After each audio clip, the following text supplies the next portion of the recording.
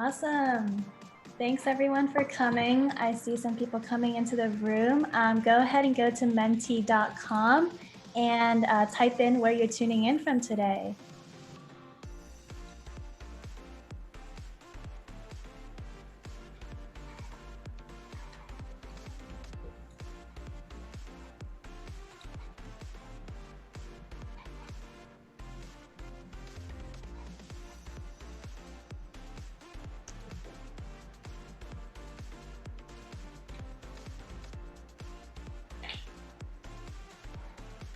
Cool, I see we have more people. As you're coming into the room, go ahead and go to menti.com and let us know where you're tuning in from.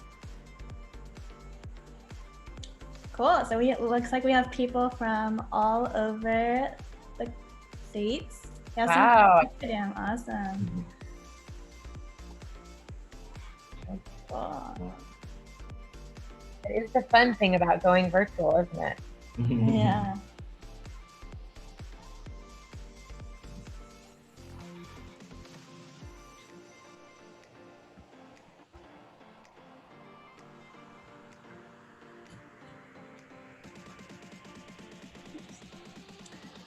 Yeah, as you come into the room, go to menti.com and feel free to type in and let us know where you're tuning in from today.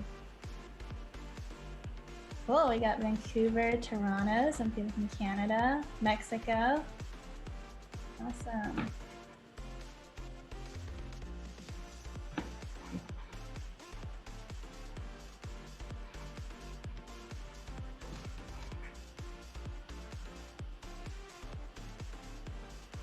Let's go in the tea.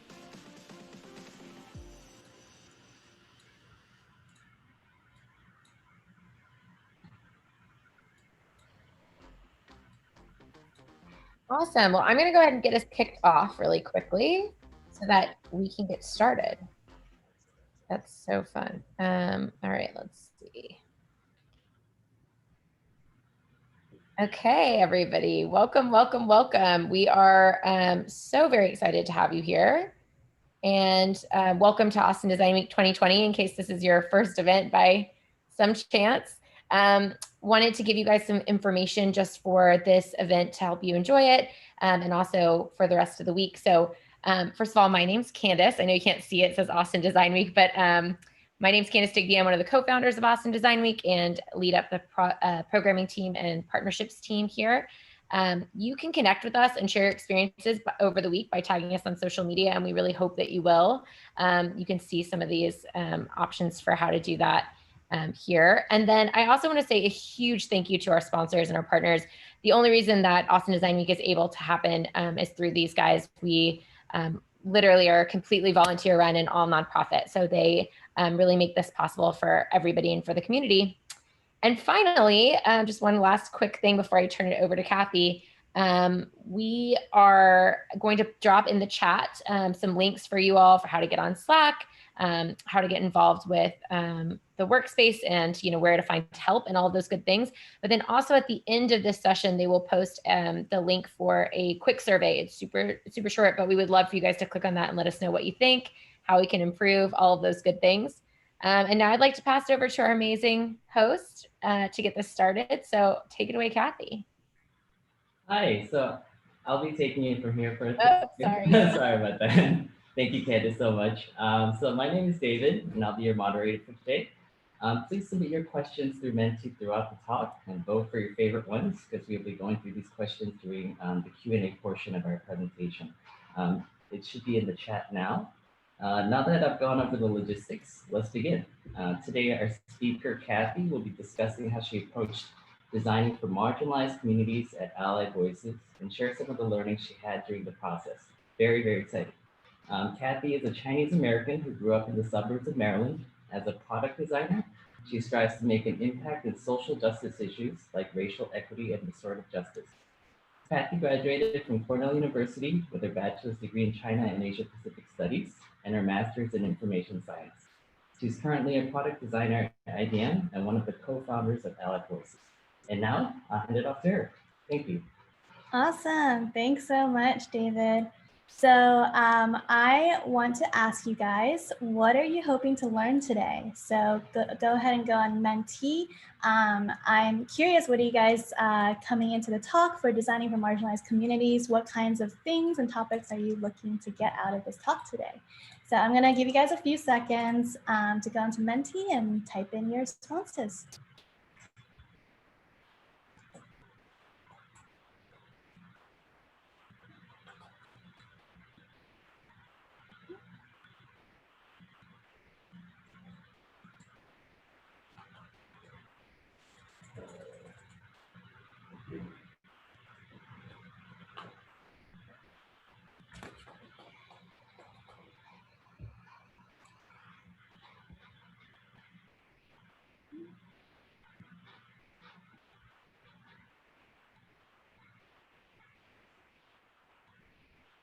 Awesome, so we have some answers coming in. I see inclusion, co-designing, learning about marginalized communities, diversity strategy, stakeholder buy-in, that's a good one. Cool, yeah, this is awesome. Yeah, we'll be covering a lot of these topics throughout the talk. Awesome, okay, so I'm just gonna close this up. Great, so, whoops. So I want to start off by telling you guys a story about one of the incidents I experienced. So this was back in March. This is back in March of 2020. I remember, everybody, this is around when people had started going on lockdown and quarantine. I started working from home for IBM. And I remember I had called an Uber to go to H Mart, which is an Asian Korean grocery store in Austin. Just trying to pick up some last minute groceries. And I called the Uber. I was waiting in front of my apartment. And I remember seeing, the black Ford Escape pull up. And as it was coming up, I was walking up to it, waving at the driver. And then as I walked up, I heard a click. And I realized that the driver had actually locked the doors. And so I was kind of confused. And a few seconds later, he rolled down the windows and he said, "Hey, are you sick?" And I realized he was talking about my black face mask that I was wearing. And this is at a time where it was like kind of unclear whether you should be wearing masks or not, according to the CDC. He said, you should really listen to the CDC. China didn't listen to them, and look what happened. And at this point, I remember feeling a wave of emotions. I felt embarrassed, a little shameful. I was thinking to myself, am I a bad person for wearing a mask? Am I doing something wrong? I felt a little indignant, angry. Is he indirectly attacking me for being Chinese? And I felt anxious because I felt like I should stand up for myself at this point, but I really didn't know how to without coming off as rude or aggressive. So I remember, he eventually did unlock his doors when I said, "No, I'm not sick. I'm just wearing a mask to protect myself." And he unlocked the doors. I got into the back seat. But at this point, I felt so uncomfortable that I actually ended up taking off my mask when I was in his car, right? And so this whole incident just lasted like 2 minutes, maybe, the whole interaction, conversation. But it ended up sticking in my mind for weeks afterwards because I just kept on thinking in my mind, like this internal, I had this internal conflict, right? Like maybe I was just being a drama queen. Maybe that was just a small issue and taking it way too far. It's not a big deal. I need to just get over it. On the other hand, I was thinking, actually, I should have done something. Like I should have stood up for myself. And I was just experiencing this cognitive dissonance. Like I felt like I should have stood up for myself and I didn't. And I felt like I wasn't going by my values.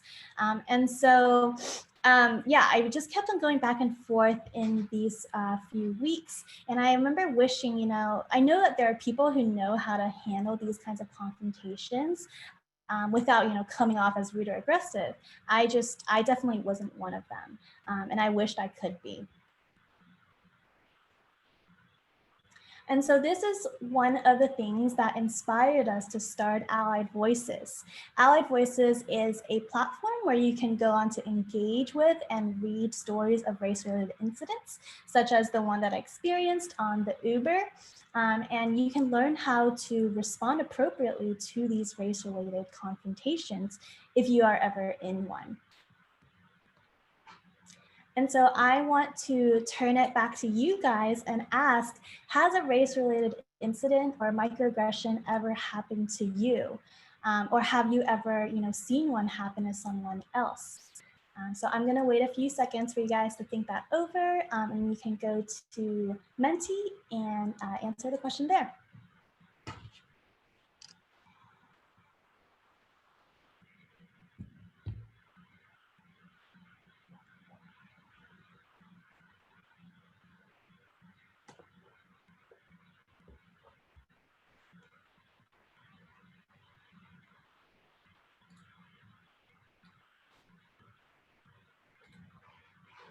Cool, so we're getting a lot of responses in. Thank you guys for submitting your answers. So it looks like overwhelming majority have experienced race-related incidents or microaggressions. And some of you guys, for you, it was unclear whether it was race-related, which is totally valid. That's something that I've also had trouble with distinguishing. Cool, awesome. And now I'm gonna ask you guys to reflect back on that incident and think about how did it make you feel in the moment, right? So yeah, go ahead and type in your responses and they'll pop up on the screen. I'll give you guys a minute to think about it and then type in your responses.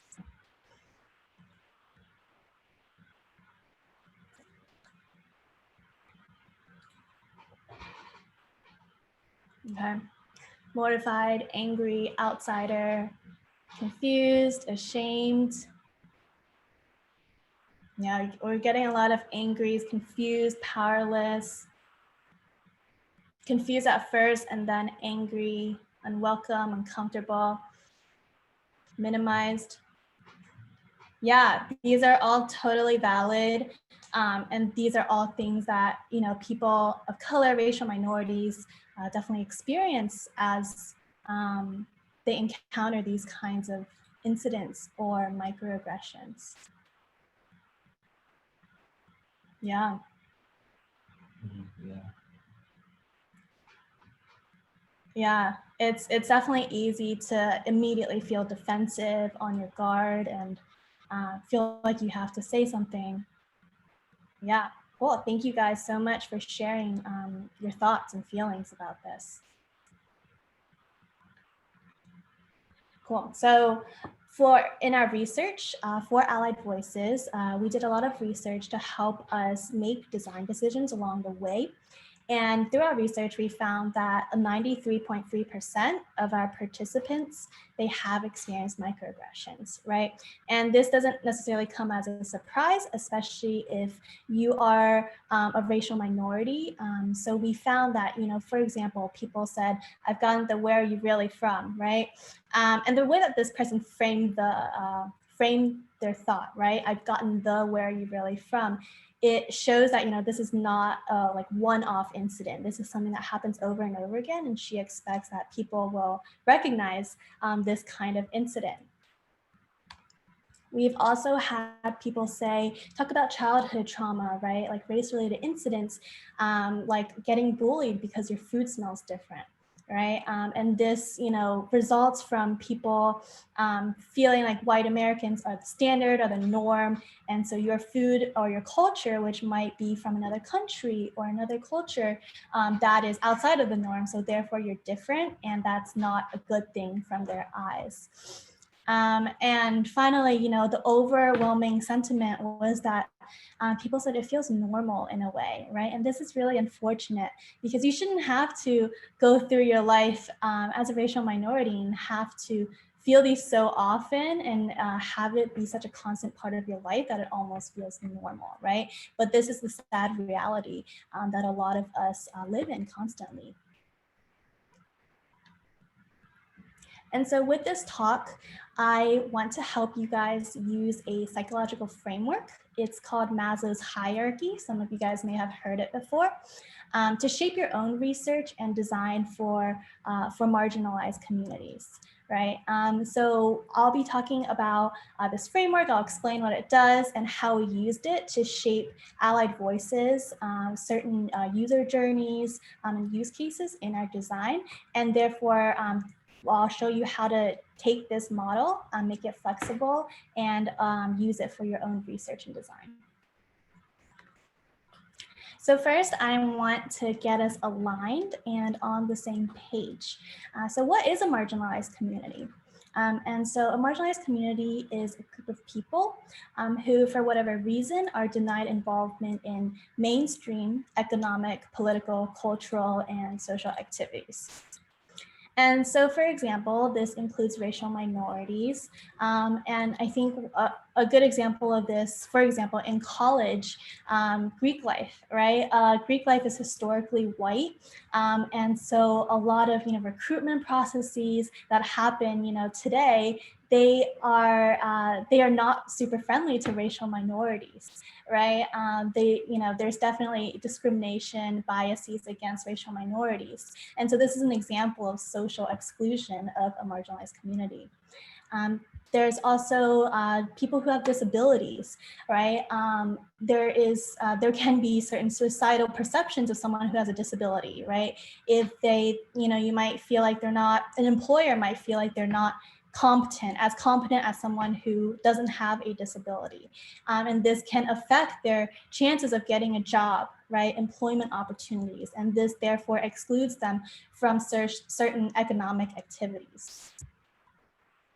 We also have LGBTQ communities as an example.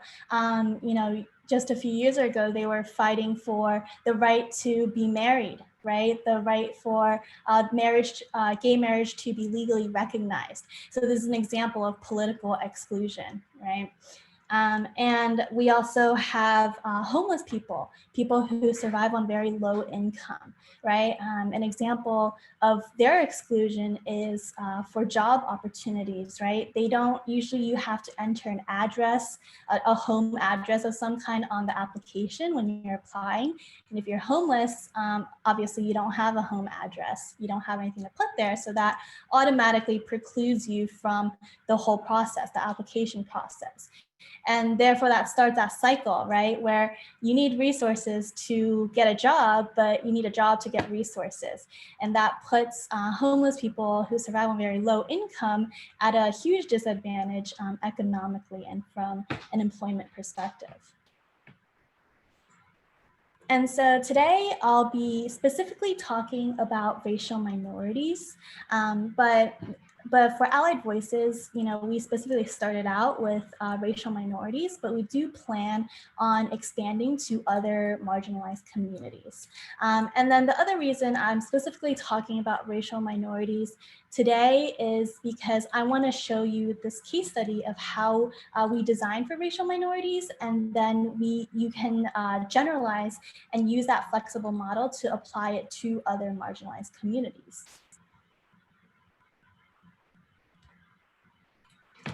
So now I'll introduce Maslow's hierarchy of needs. So this is a psychological framework that I was referencing before. If you guys have ever taken a social psychology class in college or just came upon social psychology theories, you might be familiar with this. But for those of you who are not, Maslow's hierarchy is essentially showing that people are motivated by different things, right? So you have your physiological needs. These are pretty basic, right? These are like food, water, shelter, air, right? And then you have other needs that are above that, right? Safety, like do you have a job? Do you have healthcare, property, resources, stuff like that. And so, the great thing about using this psychological framework is that we can meet our users where they are, right? So you might be at love and belonging while somebody else might be at safety needs, right? And so we can meet our users where they are at these different touch points. And I'll go into more depth about that later on. So starting with physiological needs, this is pretty self-explanatory. These are your basic human needs you need to survive. And so a lot of this is, you know, can you pay your rent, right? Are you worried about putting food on the table? Then we have safety needs. So these are more like, do you have a job? You know, do you have to worry about healthcare? And so for Allied Voices, we found that a lot of our research participants, they were concerned about their safety. So an example of this is back in March. This was, you know, when a lot of states were going into lockdown, people were going to quarantine. There was a lot of anti-Asian racism and xenophobia going on. And I definitely sensed that in the air. I saw that on my social media, through the news, mainstream media sites.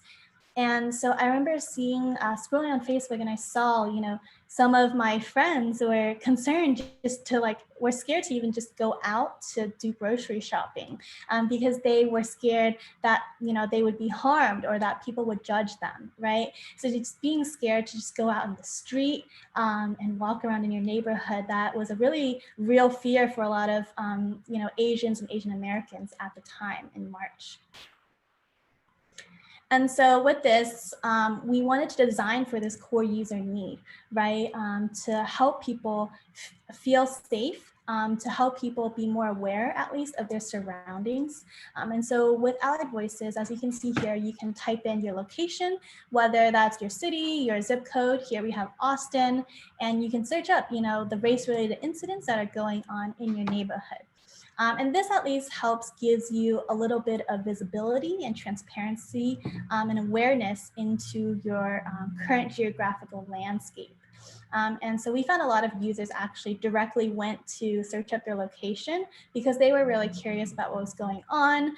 They were also curious about the location of their families and friends, right? Maybe their family was located halfway across the country, right? Like they're in Austin, their family is in California. They also tried to check up on them and just see, you know, what's going on. And at least this gives you a little peace of mind to know that, hey, I have that visibility, I have that awareness to try to protect myself and also my family. So that's safety needs. Essentially, you know, having that visibility, having that peace of mind to know that you can at least have a little bit of control over your safety and what's going on in your neighborhood. Now we get to the third level of the pyramid, which is love and belonging. So this is forming that sense of connection. So like, do you fit in? Do you feel like you have strong connections with your family, your friends? Do you have those relationships, right? And so for me, if you go back, think back to my Uber incident, right? At the time, right after, you know, like a day later, I was just still thinking about it, running it through my mind. And I remember, you know, really feeling compelled to reach out to my friends, my family, and also looking through social media. And this is largely motivated by my desire to connect with other people, right? To see that, oh, like I'm not the only one, right? I'm not the only one who's experienced this. I sought comfort in these relationships. And it was nice to see, you know, this isn't just a one-off thing. I'm not, you know, someone to blame for this. This is something that happens to a lot of people. So I want to turn the question to you guys. Thinking back to your racial incident that you guys mentioned earlier, what did you do after the racial incident? Did you talk about it with other people? Did you talk about it with other people? Did you sit on it by yourself? What did you decide to do after that incident? And I'll give you guys a few seconds to think about it and answer.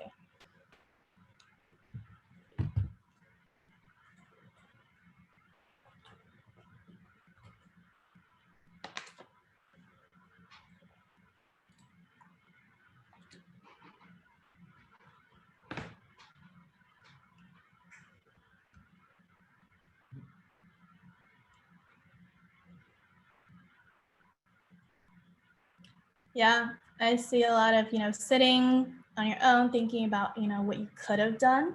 Definitely something I had on my mind. Stay quiet, didn't do anything, talked with your friends. Yeah, like I mentioned, that can be helpful just in, you know, venting and finding that sense of comfort. talk about it with another person of color, seeking, shared experiences. Kept it to myself, got upset that I couldn't speak up at the time.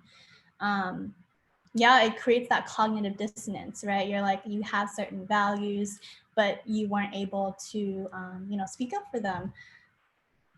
And talking to other friends of color, talked about it with your family since you guys all experienced it together. Didn't do anything. Yeah, and that's totally valid. A lot of, like I said, like when I went through it, I thought, am I overreacting, right? Is this really something to get so worked up and fired up about? Oh, wow, yeah. Yeah, shame and humiliation, that definitely is valid. If you might not know if it's race related or not, but yeah, once you realize, you might feel shame, you might feel embarrassed, and that's totally valid. Yeah, cool. Well, thank you so much, you guys, for putting thought into this and answering.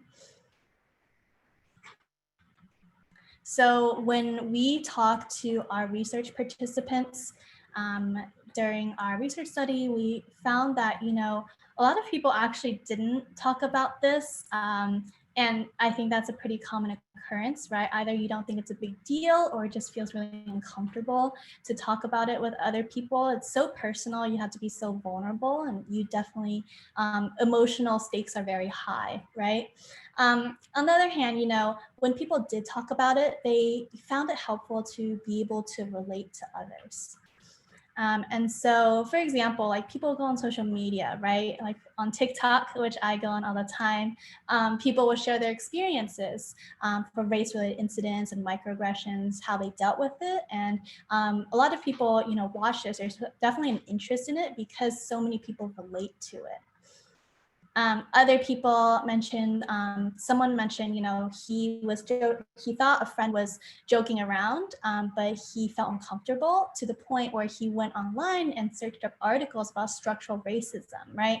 This all stems from a desire to be able to relate to others, to find that connection, right? And so, while some people decide to sit on it on their own and kind of quietly work through it in their mind, other people also find comfort and feel like it's helpful to be able to relate to others, whether it's actively talking to your friends or just passively scrolling through social media and realizing, other people also go through this. So this was one of the core needs of a lot of our users for Allied Voices.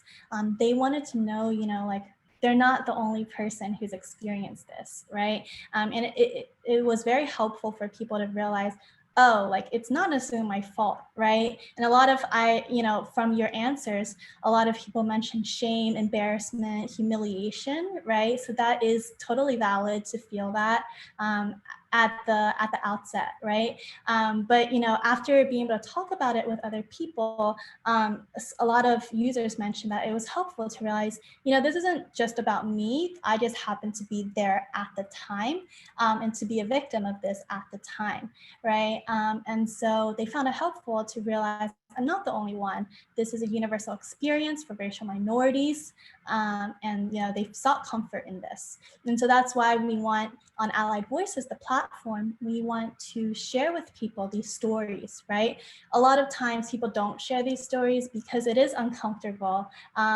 Stakes are high. You do have to be really vulnerable, but we really want to encourage that on this platform, right? We want to help other people who are going through maybe the same thing to realize, this isn't your fault. You don't need to feel shame and humiliation about this. Instead, you should, seek comfort in that there's other people who have experiences. And although it sucks, you can be able to relate as a community and have that kind of social support. And so that's love and belonging, right? Seeking that sense of connection and finding it helpful to be able to relate to others and have others relate to you. And so the second to last level of this pyramid is esteem. So this is, having that self-esteem, that confidence, that strength, recognition to really stand up for the values that you believe in and respect. So when I think back to my Uber incident, my experience, I remember thinking, this is really great that I got comfort from my friends and, realize it's not a one-off experience through looking at posts on social media. I realized, I don't want to experience this ever again. Right. And I realized if I did experience it again, I actually wouldn't know what to do.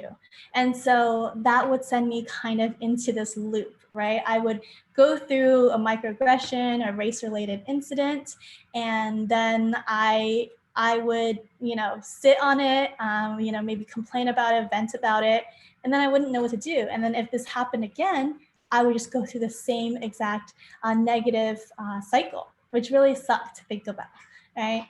And so I want to turn to you guys and ask, would you know what to do if this racial incident that you guys had thought about beforehand, if this racial incident happened again?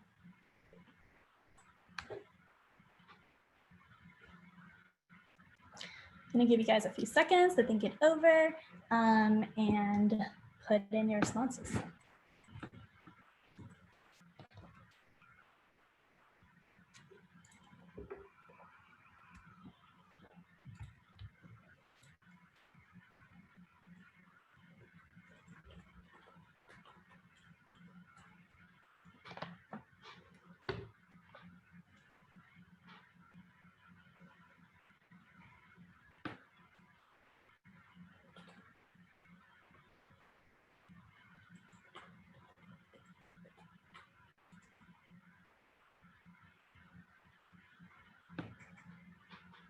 Cool. I'm going to give you guys 10 more seconds to get your answers in.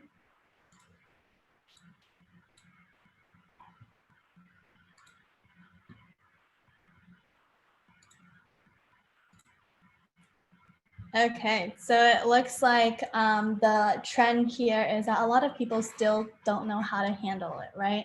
And it's great for those of you who do know what you would say or do. That's great that you're able to learn from that experience.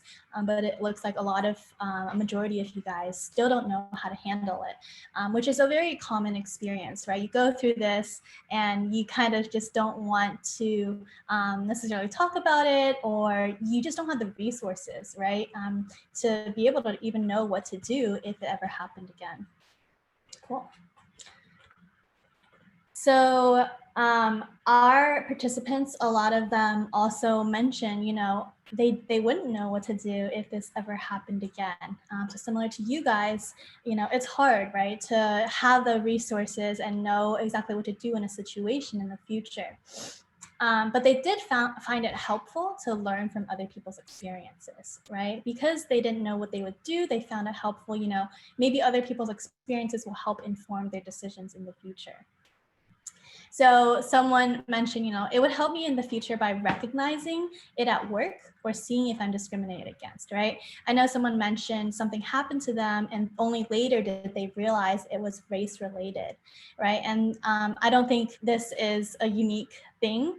This is pretty common actually. Sometimes you can't tell if something is race related or not. It's not always black and white. So that's why it's so hard to decide what to do in the moment, right? You're already feeling anxious, then you have to make this decision for whether it is race related or not. We also had other people, someone else say, when people reported it, some people went to court, right? Taking legal action, and those articles are important for us to read and share, which totally makes sense, right? If you do ever experience something that is, gets to this point where you feel like you have to take legal action, which I hope you guys don't have to experience that. But if you do, it's good to know what other people have gone through, what the process is like, right? Because a lot of us aren't necessarily well-versed in law and taking legal actions based on race-related incidents, right? So this can be super helpful. And just overall, we found that people had the desire to know, how to behave, what to say, what to do, right? And they wanted to stop this kind of negative cycle of having something not so great happen to them, and then kind of thinking it over, getting over it, and then going through the same exact cycle over and over again, right? And so to kind of stop this process, it's helpful to have that guidance on how to behave. And so with Allied Voices, we took this research and insights into our designs, right? And so not only did we want to help people share stories of race-related incidents so that, people can relate to other people, we also wanted to give them resources, like what do you do if this happens again, right? And the general sentiment was, I want to know how to handle this in the future. And so, for example, like this article that in the screenshot that I show, the problem with asking where are you from, right?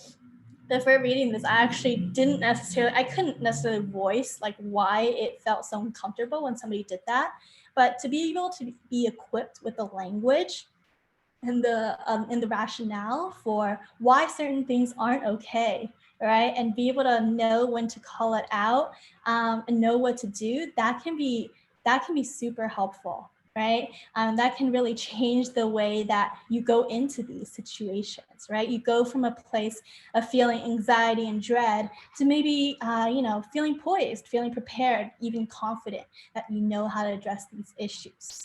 And so with my Uber incident, I remember, feeling scared, like I really don't know what I would do if this ever happened again.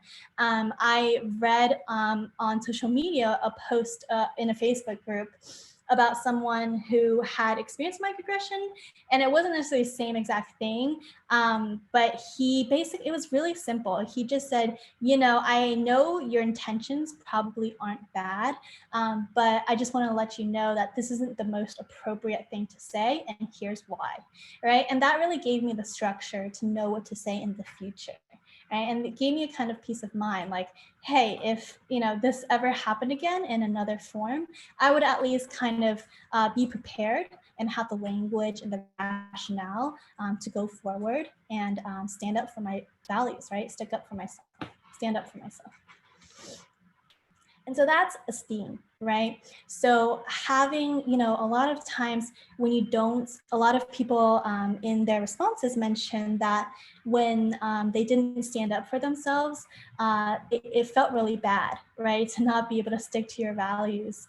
And that totally makes sense because you have this cognitive dissonance, right? You value something, you have a certain value, right? Like people shouldn't be racist, but then your actions speak differently, right? And so that's a cognitive dissonance, and that's why it feels often so uncomfortable. And it definitely, your self-esteem takes a hit from that, right? You feel like, oh, like I wasn't strong enough, or I should have done something, right? There's all these feelings of regret. And so with being able to know what to do, that gives you back that confidence, right? That self-esteem to actually know how to maturely and appropriately tackle these kinds of situations. And so finally, we have self-actualization. So this is essentially the drive to become the most that one can be. And a lot of times this involves giving back to the community, right? So you've experienced certain good things in your life or overcome certain hardships, and you want to either help other people overcome that kind of pain in life, or you want to help people, help people find the good, right? And be able to get to that end of that journey.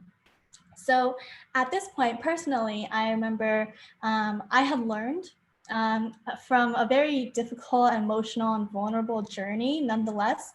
But I had been able to learn at the end of this journey, how to tackle these kinds of situations. And to be honest, it felt really good, right? It felt good. I felt confident that, I could stand up for my own values. And I didn't have to feel so anxious, so scared anymore. And I realized, although this was a really emotionally taxing journey and with a lot of hard moments in it, I it's really rewarding to get to the end. And I wanted to help others do the same, because I had seen a lot of other people, my friends, family, but also just people online and social media, talk about these kinds of incidents, but then they never really learn what to do. And so I wanted to help others do the same, right? Go through the same journey, and be able to arrive at the end, coming out more confident, more able to help others do the same. And so with Allied Voices, we took this kind of user need into consideration, and we will be building out a functionality where you can submit your own story. And so this is for people who we assume going into this have experienced something really difficult or hard, and then they want to share it with other people, right? They want other people to learn from their own experiences. And so you can submit a story on the platform. And so that is Maslow's hierarchy. And so we talked about physiological needs, right? Making sure rent's paid, food's on the table. We talked about safety needs. So bringing that awareness and transparency to our users so that they can have at least a little bit of peace of mind for both themselves and also their families. Love and belonging. So knowing that you're not the only one, right? You don't have to feel this shame, humiliation, embarrassment. So definitely something personally that I felt before. But through conversations with other people, maybe also interacting on social media, you come to know that, hey, like this isn't a one-off situation, and I'm not the only one who's experienced this. It's not my fault, and it really fosters that sense of connection, right? Having that social support. Then we went over Esteem. So knowing how to handle this if it ever happens again, right? At this point, you have comfort, you find comfort in talking to your friends, those close around you. And now you want to know, hey, like, what do I do if this ever happens again, right? And having that confidence to walk into a similar situation in the future, that you'll know what to do and be able to handle it without coming off, rude or aggressive or really heated from emotions. And finally, self-actualization, right? At this point, you know how to handle tough situations. You've found comfort in other people. You've learned how to approach these situations, have a framework for that. And now you want to help others do the same, right? You want to help others go through this journey and kind of hold their hand as they go from not knowing what to do, feeling, embarrassed or humiliated, going from that and going all the way to being confident and knowing what to do in these kinds of situations. And so I want to ask a question back to you guys. Where are you on Maslow's hierarchy in terms of race-related incidents and microaggressions? I'll give you guys a few seconds to answer on Menti.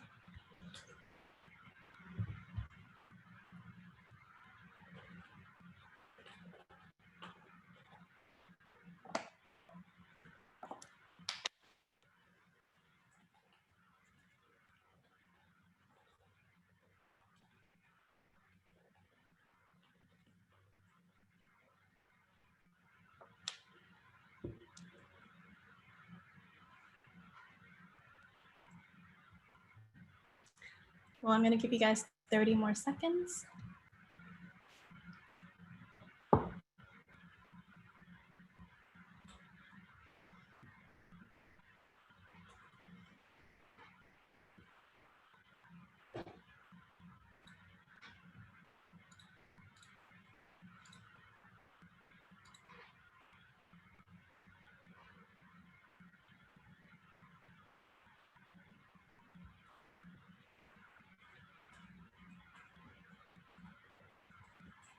Awesome. Okay, cool. Thanks for responding, everyone. So it looks like an overwhelming majority are at Esteem, right? So you want to know how to handle this if it happens again. You're eager to learn, get those resources. They might just not be widely available to you, right? And then it looks like other people are on both ends of the spectrum, right? Physiological, right, which is totally valid with COVID, with our economic and social climate right now. That's totally valid. Making sure rent's paid, food's on the table, and just in everyday life. Safety, right? Wanting to be vigilant about your surroundings, and then self-actualization, right? Like knowing how to handle tough situations, and now you just kind of want to pay it back, right? So cool. So this definitely makes sense. And I wanted to let you guys know Maslow's hierarchy, once you can satisfy needs across the pyramid at different levels at the same time. So you could be trying to satisfy esteem, love and belonging, safety, and physiological. Just a small nuance, but making sure you guys are aware of that. But cool, so it looks like overall people are at this esteem level of the pyramid. So hopefully with this talk, I hope I helped you understand how to use this psychological framework, Maslow's hierarchy of needs, to shape your own research and design for marginalized communities, right? I think the great thing about Maslow's hierarchy is it really allows for flexibility, right? You can meet users essentially where they are, right? If a user is at, for example, love and belonging, right? We design for that. If they are at safety, right? We design for that. And you can help them go through the pyramid, and you can also help them, help meet them at wherever they are in terms of their psychological and emotional needs. And the other great thing about this this pyramid and framework is it's scalable, right? So this obviously doesn't just apply to racial minorities, it applies to other marginalized communities, right? So you could apply to this framework and ask, what are the safety needs of people who are disabled or LGBTQ, right? Or homeless people? Like what are those needs at those different points, right? So there's a lot of flexible and scalable ways you could use this framework. And I hope you guys are able to learn from this talk and how we used it and be able to apply that to your own research and to your own designs. So I just wanted to make a quick plug actually today for, if you guys enjoyed this talk, the panel picker voting just opened for South by Southwest, which for you guys who don't know, it is a conference that is usually held in Austin. It's a tech and design conference. And so you can go to this link that David, our moderator, will put in the comments and click vote up. So this is essentially what it looks like. And you can just click vote up from there. And yeah, for this talk, I'll definitely be adding new material since it will be happening in March of 2021. So I'd be super excited to talk more about Maslow's hierarchy and how we've since, pivoted or added to our content and to our platform from there. But cool. And that wraps up the speaking portion of the session. Awesome. Thank you so much, Kathy, for that wonderful talk. Now we'll switch over to Q&A.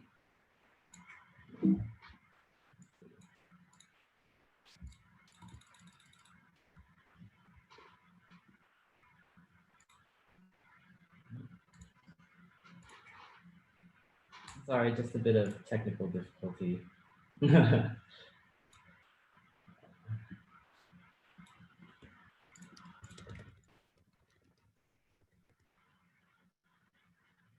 Yeah, and for our Q&A, you can just go on Menti. There should be a button to be able to ask questions.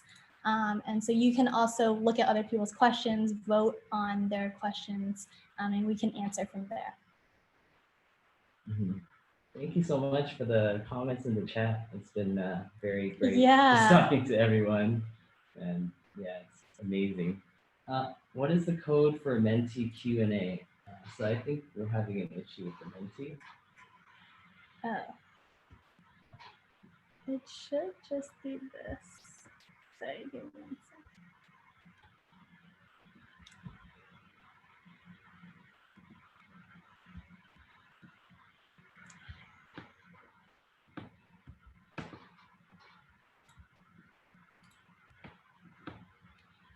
second. Okay, cool.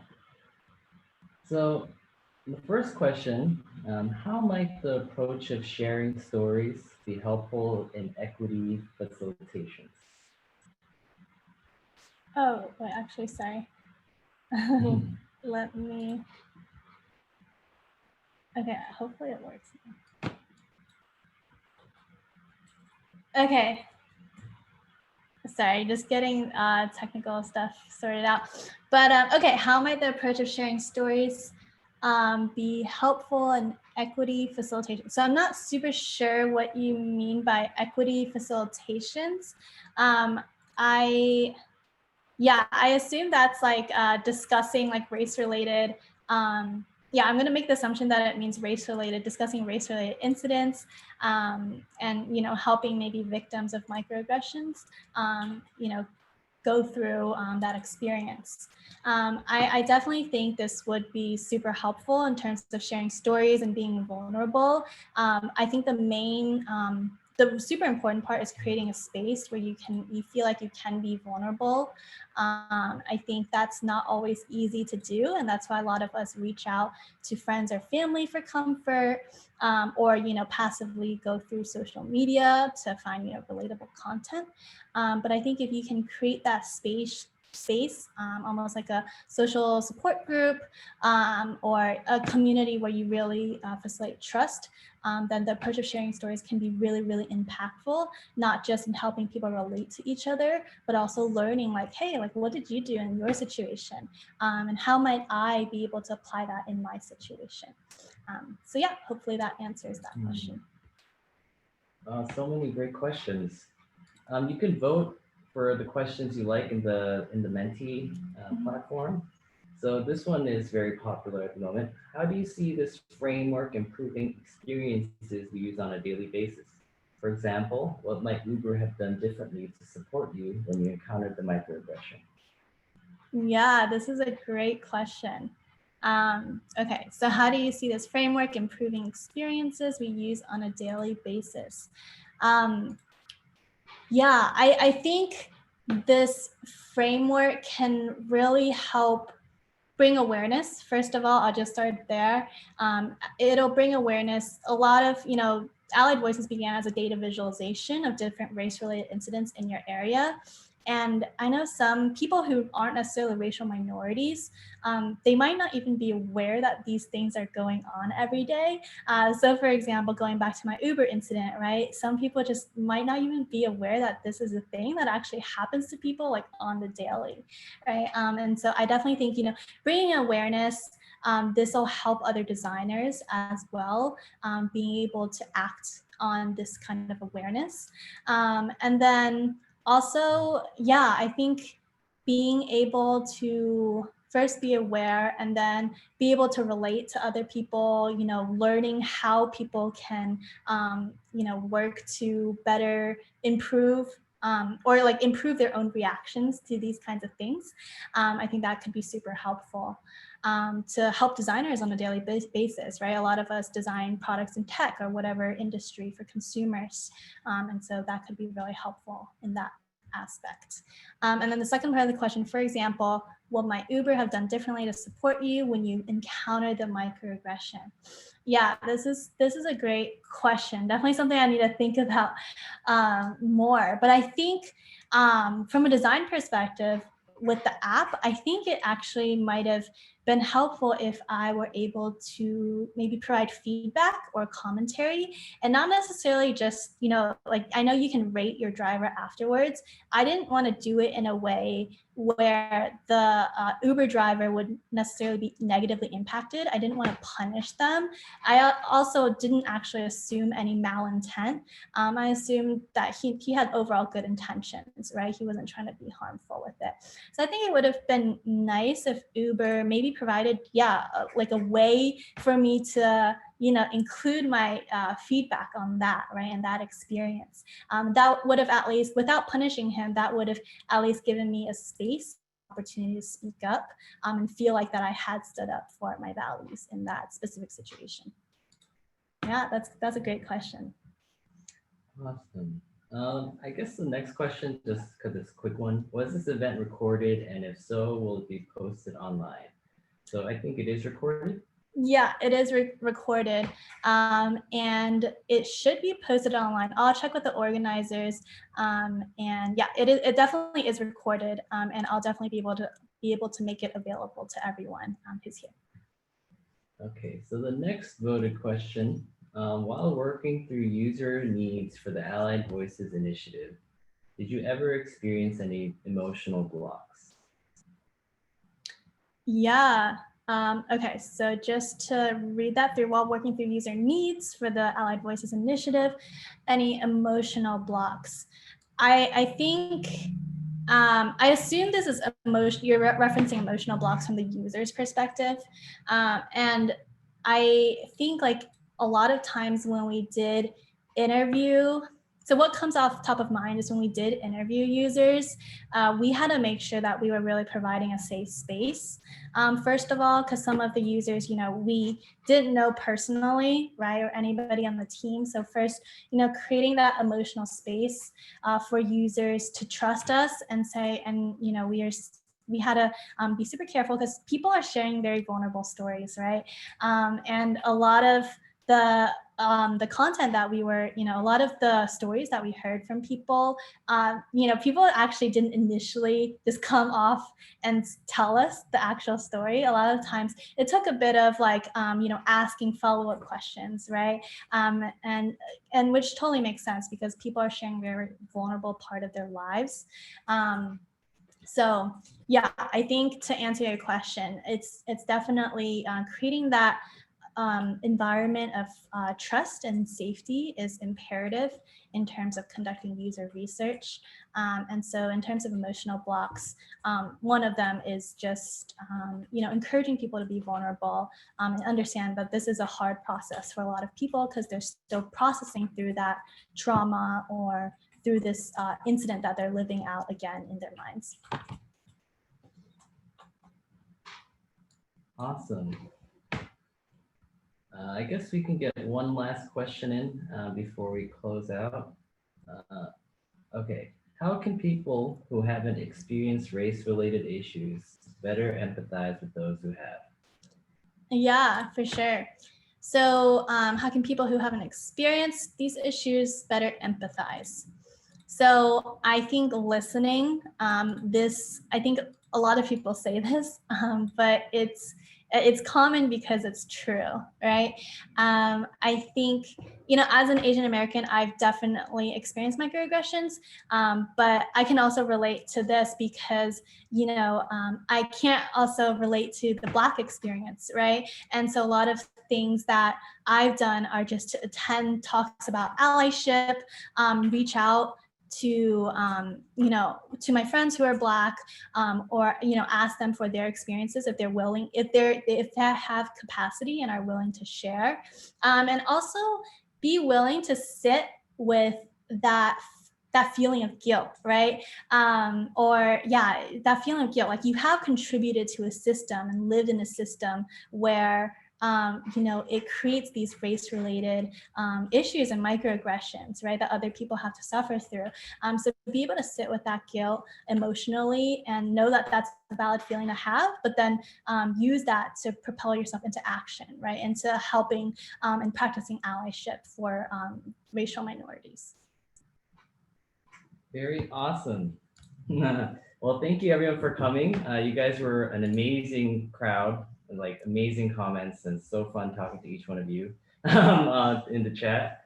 Thank you for your great questions and your attention, and yeah, have a wonderful day, I guess. I'll pass it off to the ADW team member to close out. And yeah. Yeah, and before we close out, this is our contact information. So I am always happy to continue the conversation through our email, ally@alliedvoices.org. But yeah, you guys have been great. This is really awesome.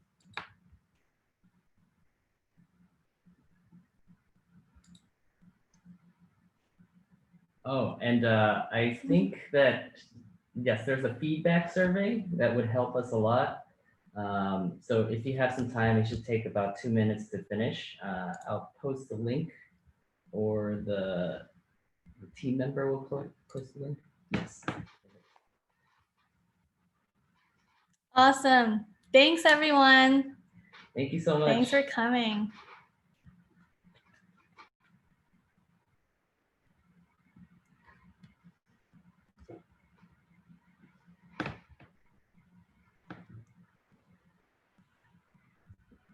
Thank you guys. You guys are so sweet.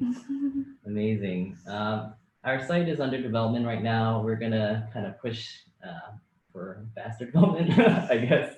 But if you guys are interested, please email us. We'll send you a link once it's all developed. It's actually live right now, but please don't check it as it's not the best first impression. So yeah, please reach out. Thank you so much, and continue to be amazing, I guess.